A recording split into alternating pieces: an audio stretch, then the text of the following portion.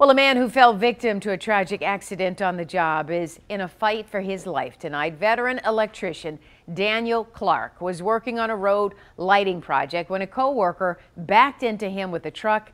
7 Action News reporter Brian Abel is live at the hospital tonight in Royal Oak. So, Brian, how's he doing?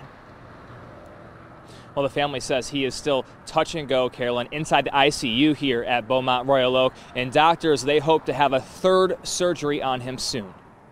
He started with a new company on Monday, so he was actually only 3 days into the job when this accident happened. Family says Daniel Clark, a 13-year electrician, was working on lights along the I-75 project near Long Lake in Troy when Wednesday morning his co-worker and friend of nearly 2 decades backed into him. Didn't realize that Dan was behind the truck. Dan got, I guess there's 2 bumpers on those big industrial trucks, and Dan was drug about 5 feet between those 2 bumpers. 2 of his lungs were collapsed. His ribs are completely broken, pelvis broken.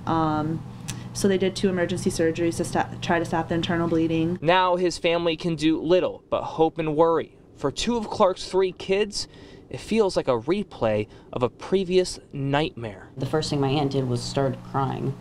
I first thought that he had died because that's how I found out my mom had died. Everyone started crying. I lost my mom about 6 years ago from leukemia, and my dad stepped up to be both parents pretty much ever since then, and he's a hard worker.